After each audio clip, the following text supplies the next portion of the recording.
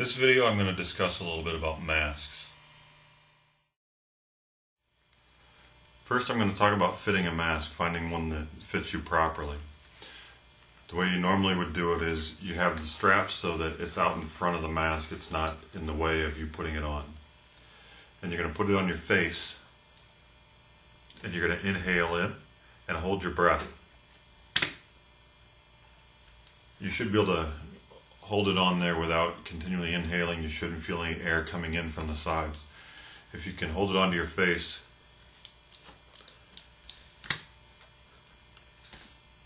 with the breath, that's ideal.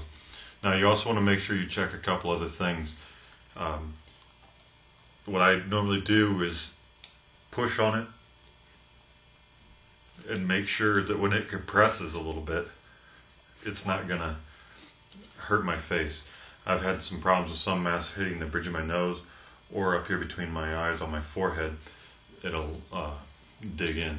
And if you get any kind of discomfort while you're fitting it, it's going to be that much worse after an hour or 2 hours in the water.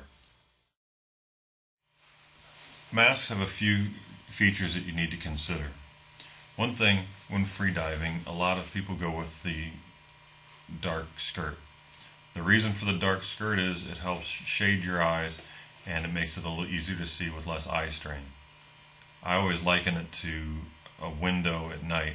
If you're inside of a lit room looking out into the dark, it's harder to see than standing in the dark and looking into the lit room. It's kind of an extreme case, but that's the idea. Now this mask is the Aquasphere Sphera. It's a plastic frame that's fairly soft and it's plastic lenses. You have to be careful with the lenses because they'll scratch easy. A lot of freedivers that are doing line dives and such will use the plastic lens. I'm still trying to get used to it. I'm one of the people that has issues with the curved lens and not being real comfortable with it. It kind of gives me a nauseous feeling, but I'm told that you can overcome that, and that's what I'm working on. But it's a very low volume mask. Your eyes sit really close to the lens and there's very little air in there at all. So it makes it easy to clear. And as that pressure starts to build, the lenses and the frame, they'll all start to flex and give, and it puts less pressure on your eyes and it gives you a softer warning that an equalization is needed.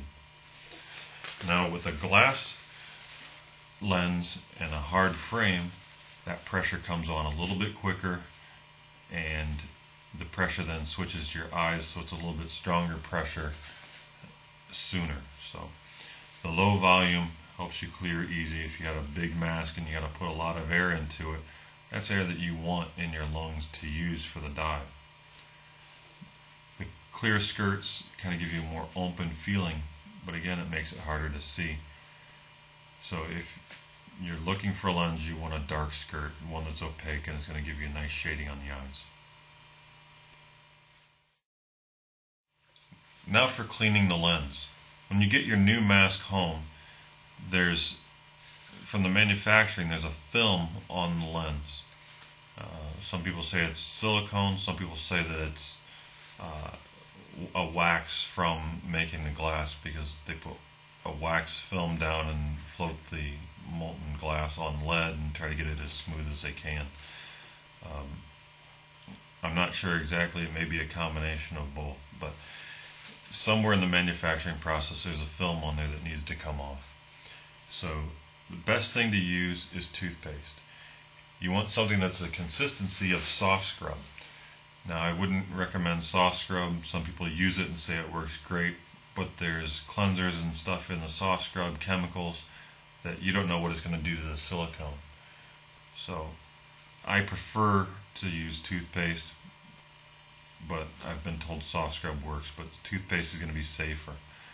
And you want something that has a grit to it. You don't want a gel, you want a paste that's got almost a pumice in it or whatever, and you put it in the middle and you start smearing it around and it gets bigger and bigger and you keep pushing it all the way to the outside of the mask.